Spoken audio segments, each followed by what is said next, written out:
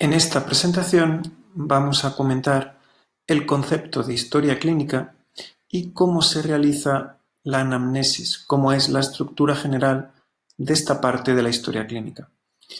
En primer lugar, es importante que comencemos hablando de la distinción entre la parte teórica de la medicina, que es el estudio de la enfermedad, y la parte práctica, que es el ejercicio de la medicina clínica. En primer lugar, la patología es el estudio de la enfermedad como entidad. También se conocen las enfermedades como entidades nosológicas. En este sentido, las enfermedades siguen un proceso dinámico en el que hay, por un lado, una etiología, es decir, unas causas de enfermedad. Luego hay unos mecanismos de enfermedad, que son tanto la etiopatogenia o cómo esas causas producen la enfermedad, y la fisiopatología, que es la alteración en la fisiología normal que se produce durante esa enfermedad. La distinción es muy sutil y solemos englobarlo en lo que se conoce como mecanismos de enfermedad, y también es mucho más frecuente decir fisiopatología que etiopatogenia. Una vez que esas causas producen la enfermedad con sus mecanismos, habrá unas alteraciones en los tejidos, unas alteraciones tisulares que veremos con la anatomía patológica. Unos tejidos tendrán necrosis, otros inflamación, veremos diferentes alteraciones en las células. Y luego además habrá manifestaciones de la enfermedad, que serán síntomas, signos y resultados de pruebas complementarias. Por ejemplo, un paciente que tiene un trombo en el pulmón tendrá disnea, que es un síntoma, y a la vez puede tener, por ejemplo, fiebre, que será un signo. También habrá alteraciones en las pruebas complementarias. En este sentido, la semiología es la rama de la medicina que se ocupa de estudiar los signos y síntomas. Finalmente, las enfermedades tienen una patocronía o evolución. Empiezan de una forma y tienen una evolución natural. Con esto siempre, aquí es fundamental decir que estamos hablando de lo más frecuente.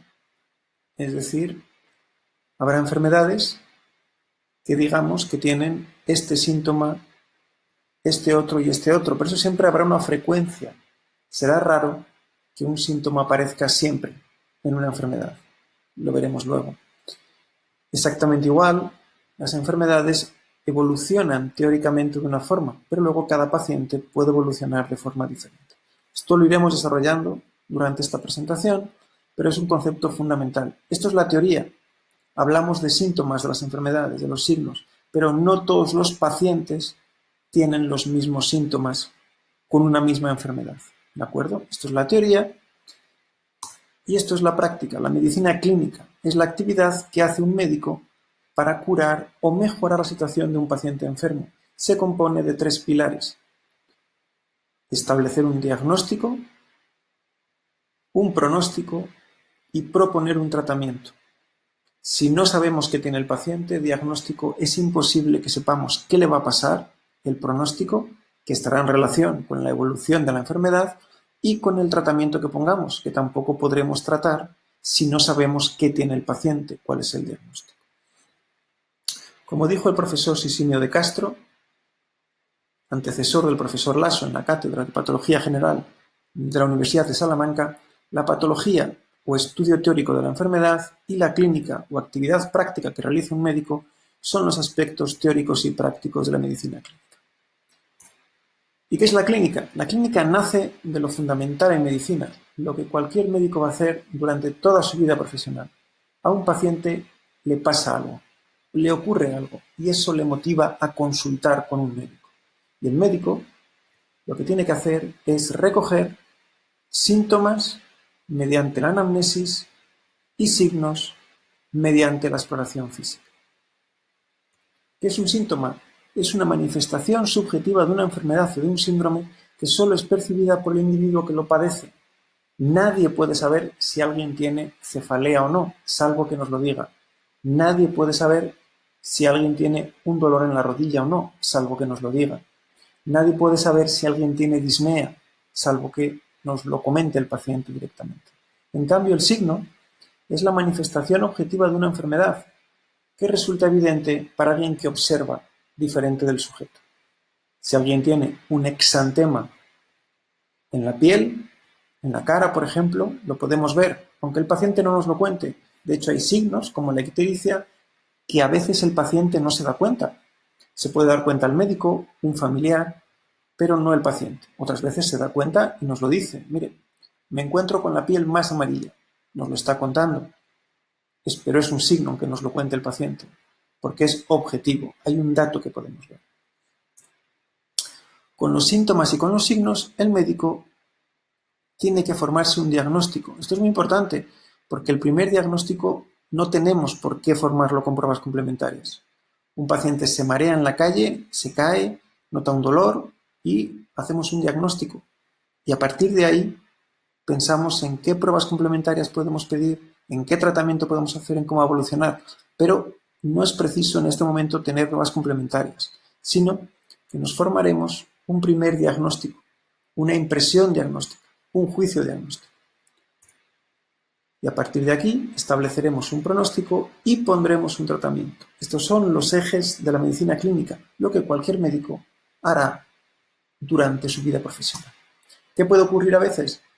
Que ese diagnóstico inicial no se pueda hacer de certeza, no sepamos exactamente qué le pasa al paciente. Veremos con detalle, cuando hablemos del diagnóstico, cuáles serían diagnósticos iniciales y cuáles serían diagnósticos de certeza. De momento, baste decir que se puede llegar al diagnóstico, sí. Si alguien tiene en el labio, por ejemplo, unas vesículas y le pica y ya le ha pasado más veces, eso es un herpes labial, no hace falta hacer más pruebas. Pero en muchísimas ocasiones hace falta solicitar pruebas complementarias e interpretarlas, o bien seguir la evolución clínica del paciente y en esa evolución clínica recoger nuevos síntomas con la anamnesis y nuevos signos con la exploración física, y a partir de ahí ir mejorando el diagnóstico. Esto lo veremos con más detalle. De momento nos quedamos con este esquema que es fundamental. Hay un paciente al que le pasa algo, eso es clave, no tenemos nunca que olvidarlo, es el punto básico de la medicina. Hay un motivo de consulta, hay un dolor, hay una molestia, alguien se ha caído, ha perdido el conocimiento, a alguien le pasa algo y a partir de ahí establecemos un diagnóstico tentativo que puede mejorarse con pruebas complementarias o no, y es con ese diagnóstico con lo que establecemos un pronóstico y un tratamiento. En todos estos pasos es fundamental otro elemento clave de la medicina clínica, que es el razonamiento clínico. Lo veremos con detalle también en otra presentación. Ante esto no se nos escapa que es fundamental conocer las enfermedades. Si no sabemos las causas y la fisiopatología por la que causan las manifestaciones, es muy difícil que relacionemos los síntomas y los signos para llegar al diagnóstico. Igualmente, la patocronía o la evolución serán fundamentales para establecer el pronóstico. Pero siempre es clave recordar que esto es la teoría y que esto es la realidad. Es decir, igual que una silla habitualmente tiene 4 patas, también hay sillas con 3 patas o incluso sin patas, con una estructura que la apoya en el suelo. Tenemos que tener claro que la enfermedad es un concepto teórico y luego los pacientes tienen las enfermedades como les parece. Una enfermedad puede tener 5 síntomas típicos, pero un paciente puede tener 3 o 4, o puede tener 6 porque 5 síntomas sean de esa enfermedad y 2 se solapen con otra enfermedad. Esto es fundamental. Enfermedades que hay que saberlas. Si no sabemos qué es la disnea y qué es una manifestación de la insuficiencia cardíaca, difícilmente en un paciente que tiene disnea nos plantearemos ese diagnóstico. Pero siempre sabiendo que aquí hay una separación clara. La teoría y la práctica, donde las cosas suelen ser diferentes a la teoría. El rotatorio 2, que realmente deberíamos llamarlo propedéutica clínica, lo tenemos que situar en un punto clave del plan de estudios de medicina. Aquí tenemos reflejada la pirámide de Miller que nos muestra las competencias que va adquiriendo un estudiante. El punto final es el de poder realizar una práctica profesional competente en un entorno real, es decir, ser médico, estar en una consulta, recibir a un paciente y poder resolver el problema que se le plantea. Esto únicamente se conseguirá después de la residencia. Aquí tenéis marcado educación de grado y de posgrado. Solamente en el posgrado se conseguirá el pico la práctica profesional competente en un entorno real. Y durante el grado, ¿qué es lo que se conseguirá? La actuación competente en un entorno controlado. ¿Qué es un entorno controlado? La ECOE, con pacientes simulados, o prácticas en el hospital supervisadas. Entonces, el objetivo del rotatorio 2 es comenzar a realizar una actuación competente en un entorno controlado. Para esto, en primer lugar, ha habido que pasar de conocimientos puramente teóricos a ir adquiriendo competencias, interpretación de un electro, interpretación de una gasometría, ser capaz de explorar una hepatomegalia, ser capaz de reconocer la disnea como un síntoma, etc. Y que todo ello nos permita iniciarnos en una actuación competente en un entorno controlado. Por tanto, en el rotatorio 2 estamos en plena transición. Estamos pasando de los conocimientos o conceptos teóricos a dominar competencias avanzadas, por ejemplo, interpretar un electro, saber hacer una anamnesis y todo ello para empezar a dar nuestros primeros pasos en un entorno controlado, en las prácticas supervisadas. Y con todo esto, ¿qué es la historia clínica? La historia clínica es un documento privado de carácter médico y legal en el cual se registran todos los actos médicos y procedimientos que se han ejecutado en un paciente. Es el conjunto de todo lo que le ha ocurrido al paciente en su contacto con el sistema de salud, durante el cual le ha atendido un equipo de salud. La historia clínica en el hospital, las veréis, es esto, un carpetón enorme con muchos sobres, pero también es la historia clínica electrónica y también sería en un futuro, en el nuevo hospital, que la tendremos disponible en las pantallas que tienen los pacientes en las camas. Es decir, la historia clínica es el conjunto de la documentación del paciente, incluye los ingresos, incluye las operaciones, las intervenciones quirúrgicas, el preanestésico, etc. Todo lo que le ha ocurrido al paciente. Y la historia clínica suele componerse de episodios, y cada episodio es lo que le ha pasado al paciente en un momento concreto. Por ejemplo, un ingreso, una consulta, una operación, etc. De forma que habitualmente cuando pedimos a un estudiante que haga la historia clínica a un paciente, lo que le pedimos es que a partir de un episodio comience a hacer la documentación relacionada con lo que le ha ocurrido al paciente. En este caso, la historia clínica básica, si recordamos el esquema inicial, se inicia con la anamnesis y la exploración física.